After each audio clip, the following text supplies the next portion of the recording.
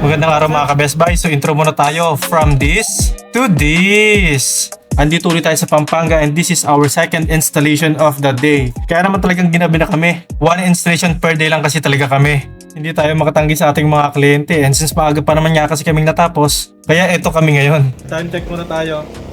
Tapos tayo, 10:30 in the evening. So ito yung ating generator ngayon na sinet up. Philking 7500i inverter silent generator together with 100 amperes na ATS. I-start natin ngayon yung simulation para malaman natin kung ano yung mangyayari kapag nawala yung power ng... Ano ang power nyo dito, ma'am? Spelacco. Espelacco. Parang parang hindi sa Pilipinas yun Okay, so pag binaba natin to, mawawala ng supply yung ating main power. Dapat mabubuhay ng kusa yung ating generator. Tapos yun naman yung magsusupply ng power dito sa loob ng bahay. Ayan. Brown out.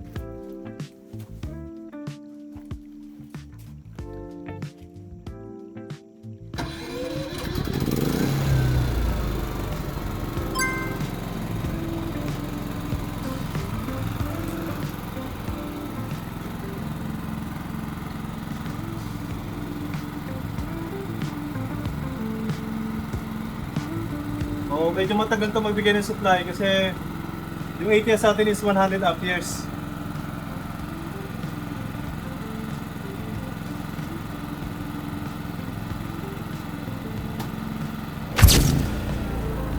That's it.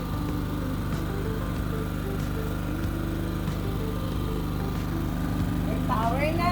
Ayan. So ngayon, i-check naman natin yung mga appliances sa papaganahin sa loob para ma-check natin kung ilang amperahe ba yung running capacity ng ating generator na binibigay dito sa loob ng bahay.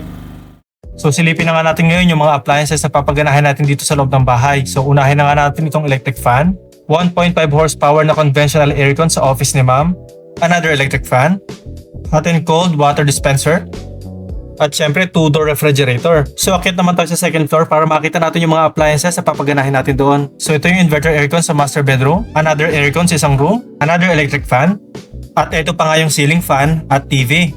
Bumalik naman tayo ngayon sa generator at silipin natin yung power output. Makikita natin na 50 to 70% yung load output na capacity na binibigay ng ating generator. At sa clamp meter naman natin lumalabas 21 amperes. Kapag kinonvert naman natin into kilowatts, 4.6 kilowatt. So, kaya-kaya pa rin yung load ng kanilang bahay. Hindi naman sa dami ng kanilang ilaw, sa laki ng kanilang bahay, sa dami ng kanilang appliances, kaya-kaya ng generator na ito mag-perform. Kung hindi mo na kailangan ng masyadong malaking generator, yung perfect na perfect lang tulad nito, okay na. Ayaw magpa-video ng ating mga kliyente, ano? Kaya naman, ibabalik din natin ngayon yung power ng mainline nila para ma-simulate natin kung anong mangyayari kapag bumalik na yung power ng main distributor nila. Ngayon ipapapasukin na natin yung power ng main distributor, kaya naman magiging priority ng ATS is papasukin yung power galing sa main distributor. Namatay yung ilaw, ibig sabihin nag-switch na from generator power to distributor power. Ang hihintay na lang natin ngayon is kung kailan mamamatay yung generator. So may cooldown lang siya na ilang seconds bago mamatay yung ating generator. So it allows the oil para palamigin yung generator bago ito totally turn off.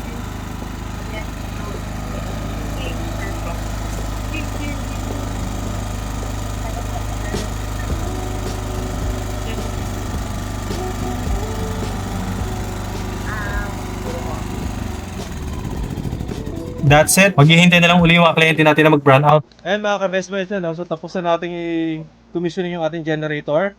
Ang presyo nga pala ng ating Philking 7500i, 85,000 sa 100 amperes na ATS and 80,000 naman sa 60 amperes na ATS. So maraming salamat mga ka-best buys. Mag-ingat po tayo palagi. God bless po.